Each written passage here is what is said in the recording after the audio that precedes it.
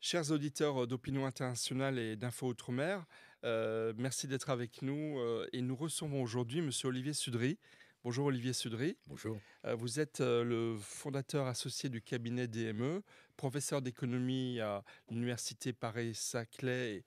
Dieu sait qu'en France, on a de très bons économistes, notamment le dernier prix Nobel d'économie qu'il faut ici saluer. Et vous êtes un des grands spécialistes des Outre-mer, et ceci depuis plus de 30 ans. Alors, on va parler effectivement de l'économie des Outre-mer, parce que mardi, arrive dans l'hémicycle du Sénat de la République le vote attendu ou non, on verra le verdict des sénatrices et des sénateurs, sur cette fameuse loi Valls sur la vie chère que l'ancien ministre des Outre-mer avait préparé et présenté un petit peu dans l'urgence avant que le gouvernement Bayrou ne tombe. Et puis, à la surprise générale, on a appris que Sébastien Lecornu, dans sa déclaration de politique générale, a annoncé reprendre à son compte la loi donc Valls sur la vie chère. Alors, j'ai deux, trois questions à vous poser. Quel est votre regard sur cette loi Valls qui a pour objectif de lutter contre la vie chère dans les Outre-mer? Alors, ma question, elle est très simple. Est-ce que selon vous, cette loi, elle va réduire les prix, elle va faire baisser cette fameuse vie chère qui effectivement est une réalité des Outre-mer? Non, j'y crois pas un seul instant. Cette loi, elle va susciter une grande frustration parce qu'elle s'attaque à un sujet qui, passez-moi l'expression, pourrit la vie de tous les ultramarins. Et elle, je dirais, elle ne contient pas, dans ces différents articles, elle ne contient pas les éléments qui vont permettre effectivement je dirais, d'amortir ou de régler ce problème de vie chère, qui est un problème qui est extrêmement ancien. Alors, cette loi sur la vie chère, vous la qualifieriez comment? C'est quoi? C'est une loi de baisse des prix? C'est une loi de contrôle bureaucratique, comme certains le font sur les entreprises? Comment vous la définiriez, cette loi Bah, sur la vie je ne chère? ferai pas de procès d'intention, mais il y a fort à parier que les éléments qui sont contenus dans cette loi ne participent pas d'une manière très concrète, très objective à la baisse des prix. En revanche, ce que l'on peut craindre, c'est qu'effectivement, les entreprises qui sont plus ou moins directement concernées par un certain nombre d'articles soient obligées je dirais, de se justifier à tout bout de champ pour montrer à la fois les difficultés qui sont les leurs et comment ils les résolvent. Je vais prendre un Oui. article tout à fait concret. Les entreprises, notamment les entreprises de la grande distribution, font des marges abusives. Nous avons fait une étude sur la décomposition des prix, notamment en Martinique, mais aussi à Saint-Pierre-et-Miquelon et dans d'autres géographies. Et qu'est-ce qu'on constate? C'est que les taux de marge des entreprises de distribution dans les Outre-mer, et notamment en Martinique, sont strictement comparables à ceux de l'Hexagone. Marge abusive, donc dans ces cas-là, généralisons le problème. Mais en tout état de cause, ce n'est pas le cas. Et la vie chère ne vient pas de marge que l'on considérait comme abusive. Et on dit en fait, oui, mais dans les marges, il y a des marges cachées. Ce qui est complètement faux, bien évidemment. Toutes ces entreprises déclarent aux services fiscaux l'intégralité de leurs revenus. Alors, qu'est-ce qu'on a dans l'idée, et qui est dans le texte de loi? On a dans l'idée ces fameuses marches arrière, qui est une notion qui n'existe pas dans le droit commercial, hein, ni en comptabilité.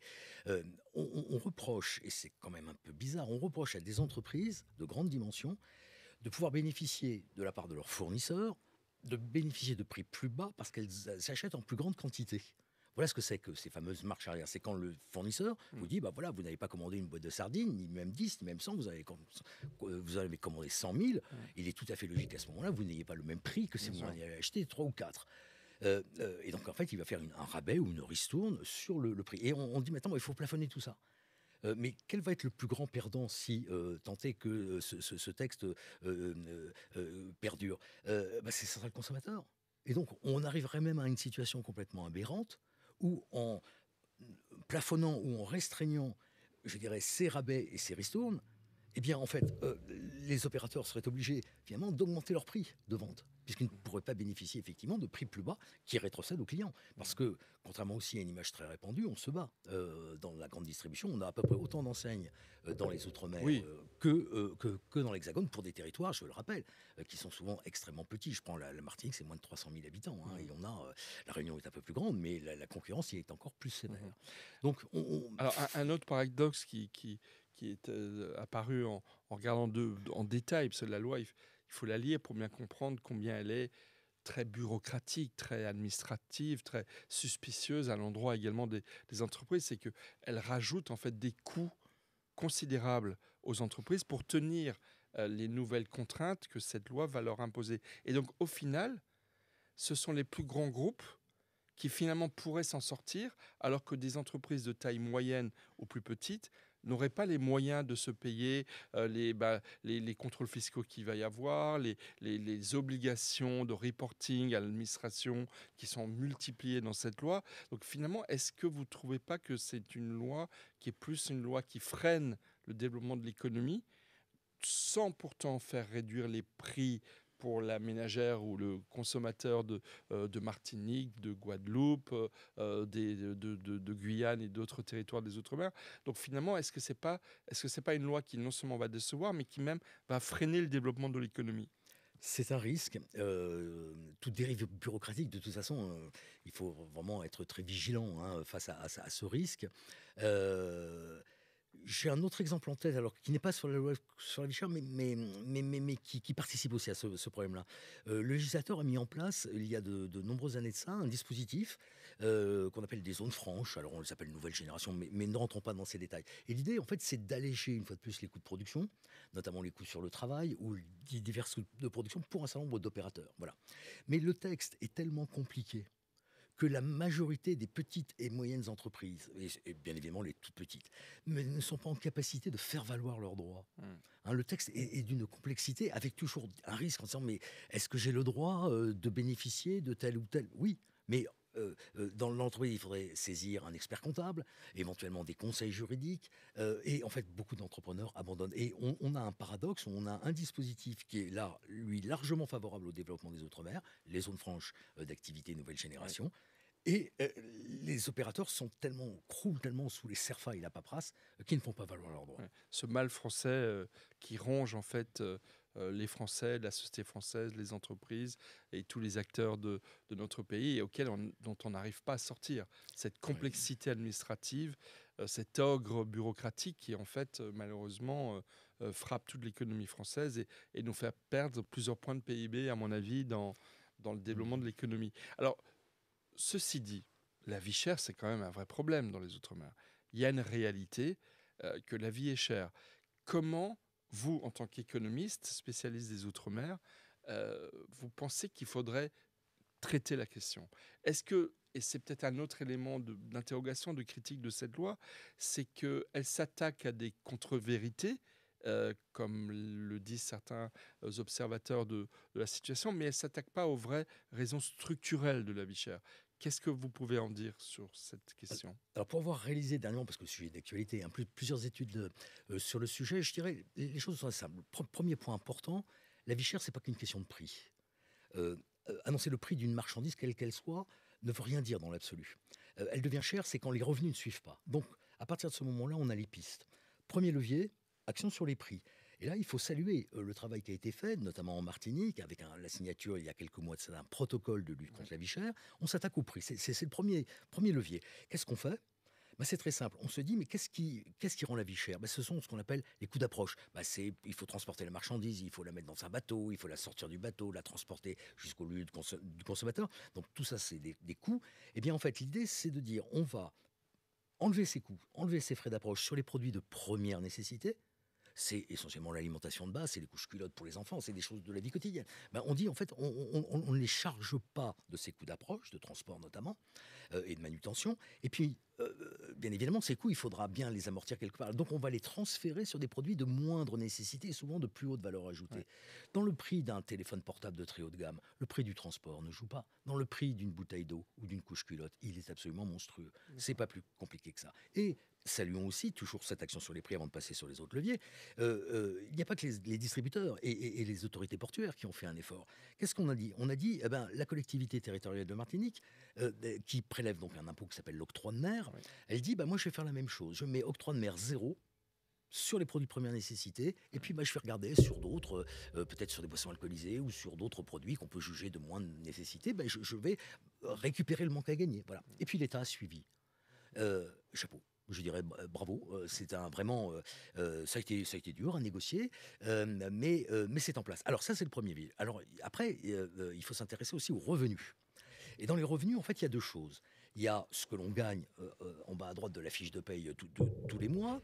Et puis, en fait, après, il y a ce salaire par tête qu'il faudrait multiplier par l'emploi. Et là, on a deux formidables leviers. Le premier, on l'a étudié, c'est une piste, c'est donner aux travailleurs du secteur privé, donner aux travailleurs du secteur privé une espèce de prime de vie chère. Prime de vie chère qui leur permettrait, on a fait les calculs, d'augmenter sensiblement leurs revenus. Alors on ne la donnerait pas à tout le monde, bien évidemment, jusqu'à 1,2 fois le SMIC, la prime serait par impôt, puis ensuite on viendrait en décroissant jusqu'à 1,6, et puis si vous gagnez plus de 1,6 fois SMIC, il n'y a plus rien. C'est pour les ménages smicards, pour les appeler comme ça peut être 240 € par mois. Mais pour une famille, mais c'est absolument... Mais qui finance cette Alors prime? voilà, c'est ça. Alors, le financement de cette prime, eh bien, en fait, on a deux dispositifs qui permettraient de les financer. Le premier dispositif, c'est un constat. La vie est chère, mais l'État l'a bien saisi. D'ailleurs, il surrémunère sa fonction publique et puis, par voie de conséquence, la fonction publique Elle territoriale et hospitalière. rémunère considérablement. Considérablement, à 40%, 40%, dans les Antilles et c'est énorme, quoi. x2 quand on est dans le Pacifique. Si on plafonnait les surrémunérations, l'argent qui serait gagné Pour être versé pourrait être aux reversé salariés du au privé. financement de la prime. De première source de financement, elle est considérable. Les surrémunérations, c'est 1 milliard d'euros par an, le coût, à peu près. 900 millions, 1 milliard. Deuxième source, il n'y a pas que des pauvres outre-mer, et c'est une bonne chose. Mais finalement, les ménages les plus riches bénéficient ce qu'on appelle une niche fiscale qui leur permet de payer un peu moins d'impôts à un revenu identique qu'en métropole. Voilà. Ce qu'on appelle la réfaction du tiers, peu importe les termes techniques, elle a déjà été plafonnée, c'est une bonne chose, et on vient de toucher un tout petit peu au plafond. Eh bien, en fait, l'autre solution, ce serait de diminuer encore ce plafond pour trouver les ressources nécessaires au financement de la prime. Ouais. Ce qui en plus serait, on va dire, un acte de solidarité des plus fortunés avec une population qui Voilà. est paupérisée par un excès de bureaucratie et de... Complètement. Et je tiens vraiment aussi à souligner que dans ces cas-là, le financement de cette prime pour les ultramarins, elle est financée par les ultramarins eux-mêmes. Oui. Voilà, elle ne joue pas sur le budget général de l'État. Oui. Ce qui répond aussi à une critique qu'on entend souvent Mais oui, dans l'Hexagone, qui est de dire les Outre-mer, ça nous coûte très cher.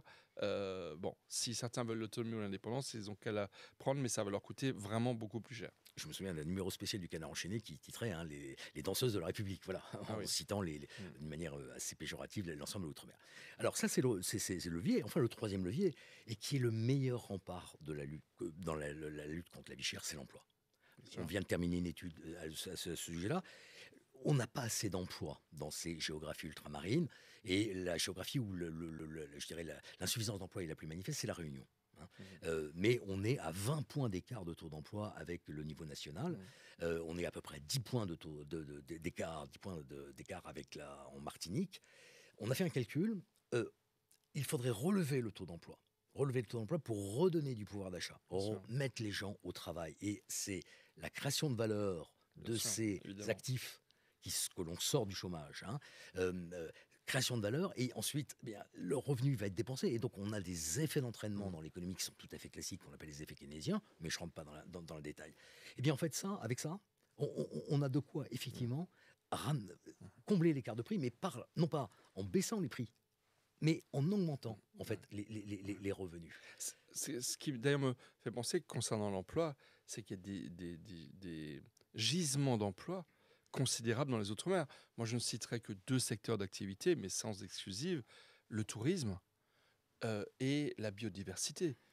Qui est un capital extraordinaire pour la France, d'être présent. La biodiversité et tout ce qui est l'océan marin. D'ailleurs, la Transat Le Havre, Fort-de-France, Café L'Or, je crois qu'elle s'appelle désormais, commence ce week-end et souligne combien la mer, le tourisme, la biodiversité sont des capitaux et des gisements d'emploi considérables, et qu'il faut mettre en avant peut-être plus que des débats très idéologisés sur la vie chère, qui donnent, je trouve d'ailleurs, une image très, on va dire, parfois larmoyante, parfois négative en fait des Outre-mer. Enfin, c'est une petite parenthèse. Non, mais elle est importante. Et finalement, une bonne loi, si j'ose dire, hein, de lutte contre la vie chère, c'est quoi? C'est une loi qui aurait l'emploi comme fil d'Ariane. L'emploi, c'est Bien sûr. l'emploi qui est le meilleur rempart contre la vie chère. Et ensuite, bien évidemment, à partir de ce moment-là, il y a des questions à se poser. Où se trouvent ces gisements d'emploi? Comment les mettre en œuvre? C'est ça. Mais finalement, quelque part, la vie chère, c'est ça, c'est redonner du pouvoir d'achat. Quand on fait les calculs, on tombe sur des aberrations. Le coût économique de laisser ces jeunes, souvent très diplômés, hein, Bien sûr. sur le carreau, en ne leur donnant pas d'emploi, c'est se priver de la richesse qu'ils vont créer directement par leur travail, mais indirectement aussi par l'injection des revenus dans l'économie. On se tire une balle dans le pied. Mm. Un fil d'Ariane, pour la vie chère, c'est l'emploi. Bien sûr. Ça peut être aussi éventuellement ponctuellement pour amorcer la pompe aussi, parce que nos économies ultramarines sont un petit peu en panne aujourd'hui. Ça peut être la distribution ponctuelle et limitée dans le temps d'une prime de vie chère. Ouais. Ça peut être généraliser les efforts qui ont été faits en Martinique en regardant Ouais. les péréquations, donc les Oui. transferts, Oui. hein, de coûts d'approche pour baisser le prix d'un certain nombre de produits de première nécessité. Les pistes, elles existent. Le problème, c'est qu'on ne les retrouve pas du tout dans ce texte Voilà. qui, voilà, Ouais. qui va faire peut-être la police des prix, mais C'est la ça. police des prix, ça ne fera pas le développement Voilà. de nos économies. Police des prix, police de l'économie, cette idée que le politique peut tenir les acteurs de l'économie dans leurs mains et en faire un peu ce qu'ils veulent. Le Sénat de la République française, qui aujourd'hui est plutôt à droite, euh, euh, c'est presque une anomalie de le voir voter une loi aussi socialisante et bureaucratique. Ça correspond peut-être pas aux valeurs de toutes les sénatrices, tous les sénateurs qui composent le Sénat aujourd'hui. Mais j'ai une dernière question, Olivier Sudry. Finalement, en tant que spécialiste des Outre-mer, si les Outre-mer avaient besoin d'une grande loi, une grande loi des Outre-mer, elle porterait sur quoi cette loi? Plutôt que sur la vie chère. Libérer l'emploi, libérer la croissance. Euh, euh, il faut créer de la valeur, créer de la richesse. Et les Ultramarins, on crée tous les jours, mais pas en quantité suffisante parce que on est dans un système aberrant. On préfère souvent acheter une machine plutôt que d'employer des travailleurs. Il faut réfléchir au coût relatif du travail par rapport au capital. Il faut, et vous l'avez déjà cité, exploiter les gisements d'emploi.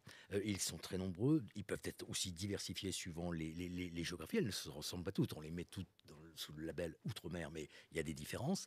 Euh, Travaillons sur l'emploi, travaillons sur la croissance. C'est absolument nécessaire, hein. C'est ça qui permettra effectivement de redonner du pouvoir d'achat et de faire enfin que la vie soit moins chère. Merci Olivier Sudry et merci aux auditeurs d'Opinion Internationale et d'Info Outre-mer de nous avoir écoutés. Merci à vous. Merci.